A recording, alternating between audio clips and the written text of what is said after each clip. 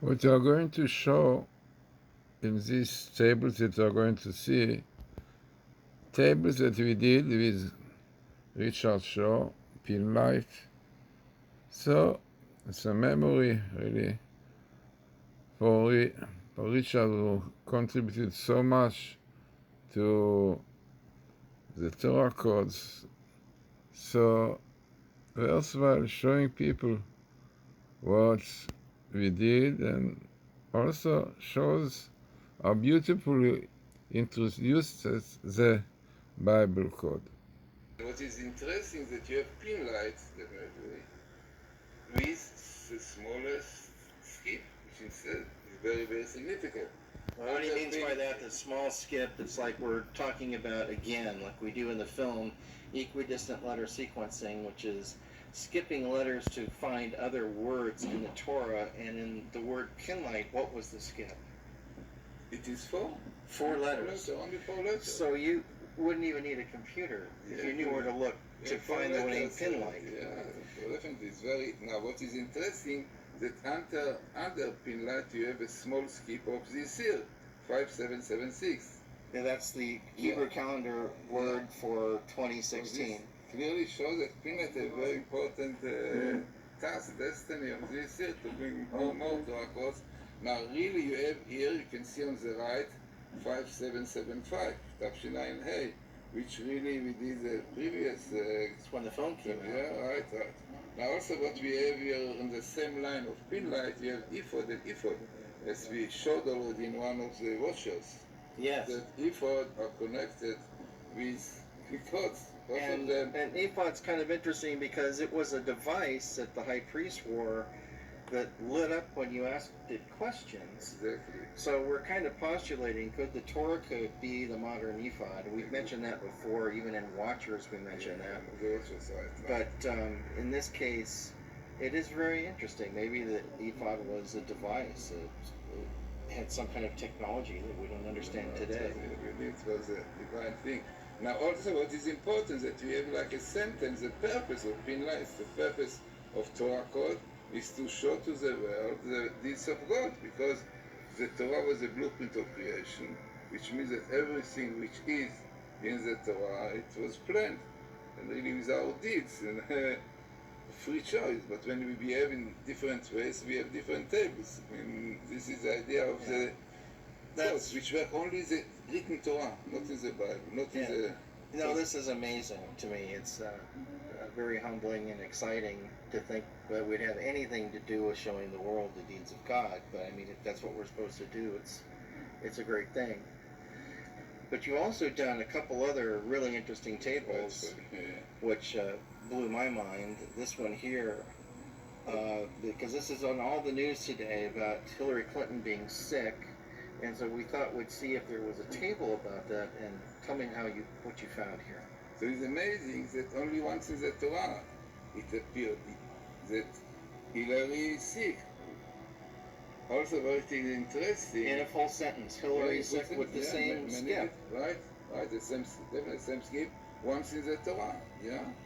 Sick. Now, what is the sickness of Hillary? Also indication you have here within the Daleket, when she is sick, Chola, when she is sick, Hillary is sick with infection. Which one? You have on the left side, Reot, Daleket Reot.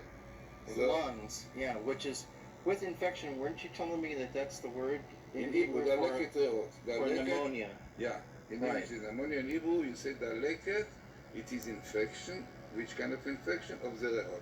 And this is exactly what you have here. You have here bedaleket, because it's written chola, Hillary chola with what? Right. With infection. Of which one? Minimal in the Torah, lungs, reot.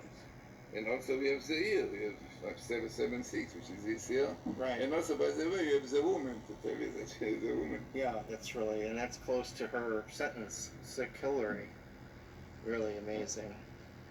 So what was the skip on sick Hillary? It's a pretty large skip, was it? Yeah, because it's in the Torah, once in the Torah, and many letters, so you can see on the left side, is it in there? 113.85. It means from which letter? Letter is 113.85. 11,385 Exactly. letters. Yeah.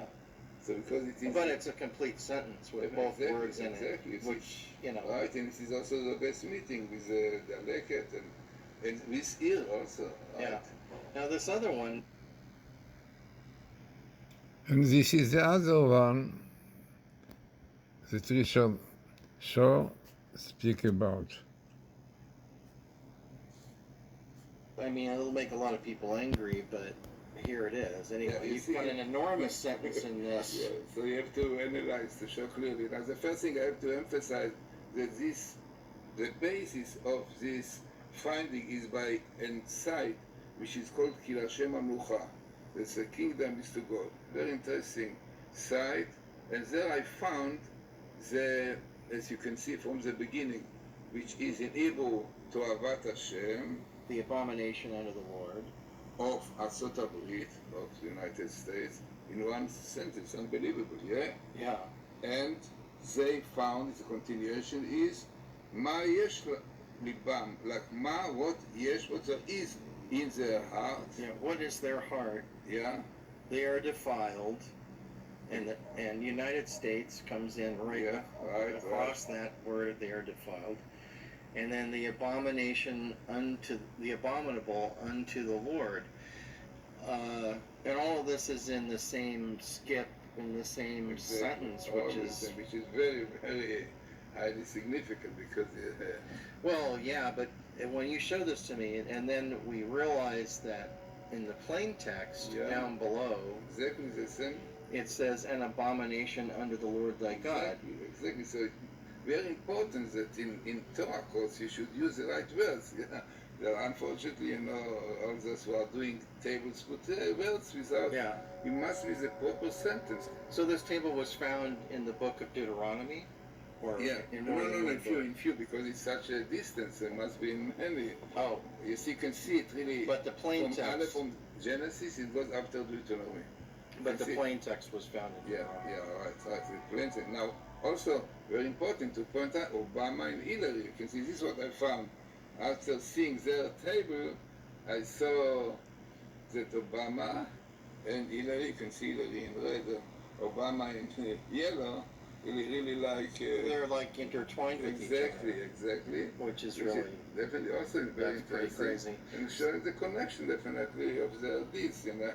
Also, by the way, on top you have a very small skip, letter after letter, of this year, 776. Which itself, it is quite significant. Well, I know this whole code table tees off of the bottom here where it says, cursed will be the taker of bribery. Now, is that plain text? Yeah, it's plain text. It's plain text. Plain text, right.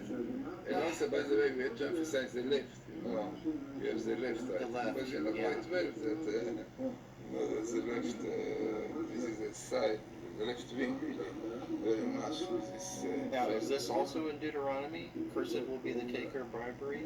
Yeah. Also in Deuteronomy, yeah. Okay. One can see clearly where is the place. You see in Hebrew, right. Oh, yeah. Most of them in Deuteronomy, right. But it starts from Genesis. Yeah, it starts from Genesis, going all over up to finishing with Deuteronomy. Yeah, so this table spans all 5 books, but the plain text that we're reading was from the book of Deuteronomy. Right. No, that's pretty amazing.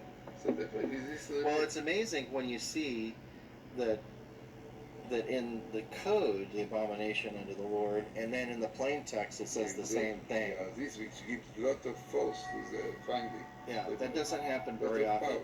Right. And you're not forcing the table to do that. This is like, exactly. It just happens. Exactly. This is what is very important about codes, because because all those who are doing codes, put words but no connection with the right one. Take Hebrew words and bring them together, but they don't make sense. The most important in table code like this is to show the right wordings, the right Hebrew words. And only this, which makes it significant, besides being minimal. Well, that's your great value, I think, is that you're able to word these phrases as if they were written 3,000 years ago. Exactly. And then it makes sense, because that's the way the book was written. Anyway, I know that this is wild stuff. And thank you so much for It's pleasure. It's flying all the way to Los Angeles yet again. You do so often. Right. I feel it's very important, that I can see that people are very, very eager, want very much, very thirsty to know what is going on, to see, to have meanings to it. And really, if you find it in the locations that Torah you saw here, clearly there is a message from God. What you should do, we should improve ourselves, really. And this is what will bring the Messiah, And me. We see now more tables that Richard Shaw shows. The code 5779, which is the year 2019, this year. 5736 is the year where the codes were first discovered by Professor Rips. Rips is right under it. Code of Messiah, and then it has my name, Richard, and then my company name, Pinlight, parallel at the same angle. Don't ask me how that happened. The word faith, and in the Torah, and from heaven, and Doron. Doron Witztum is one of the code researchers that helped write the software. And all this stuff is in this one table. Here's another one kind of like that. This one I like a lot. This was done by Rabbi Glazerson. He did it for me. I didn't ask him to do it, but he did this and gave it to me. It says the code of Messiah and Pinlight with the word ephod just above it. We think that the ephod might have been a computer. It's very possible because of the lights that would come off and on to answer questions that it was some kind of very high-tech device. The keywords in the middle say Torah code, and it has the years, 5736. That was the year that the code was discovered, and then 5775 was the year our film came out. And then down in the plain text it says, "Will show to the world the deeds of God." That's kind of a cool table. To show how the plain text works with actual text, this is one of my favorite tables. This is about the Twin Towers. It says at the top of the page, Twins Towers Massacre, September 11, the terror attack. And then right beneath all of that cluster of codes, highlighted, it says, "And fell from the people this day about 3,000 men." And if I remember right, it was like 2,997 people died that day, and that's what Scripture said 3,300 years ago. So that's an incredible table. This is another one. In Jewish tradition, the word Samael, which is in this, it's the desolation of God, or the left hand. So this is kind of a problem that the left has, always going against things. In this table is the word Kavanaugh, and blame, hatred, and a feminine plot, which we pretty much discovered that was the case. Most of the women that said that Kavanaugh abused them have recanted. It was a feminine plot to try to not get him into his position as Supreme Court Justice. This is another one. This was found by Professor Harrelip and Rabbi Glazerson. This was when Breitbart died in 5772, which is 2012. Comes up in the codes, was poisoned on the 1st of March and will be killed. Indeed, that's what most people believe happened to him. Everybody was concerned with 2012. We were studying that 2012 codes way back in 2009. And what I thought was interesting about this, Rabbi Glazerson found this table. The keywords, the axis keywords are change in the world. And it says on the 10th of Tevet, which is December 22nd, 2013. So basically, there's some overlap here of dates, because in the Hebrew calendar, 2013, you're already in 2013 in the month of December. Not for us, but for them you are. So indeed, we've had a lot of changes that have happened since 2012. The world has changed. This is probably Professor Rip's most famous table. He looked this up right after the Twin Towers attack. It's the Twin Towers airplane attack. Those letters came up all in chapter 20 of the book of Numbers in just a very small table, an amazingly small table. And the chances for this to come up are millions to one.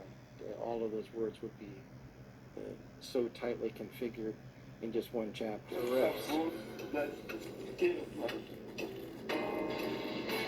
Many pages are just empty, but when we came to chapter 20 of this book, then all of them suddenly appear in one place. This shows very clearly how everything concentrated in one single place.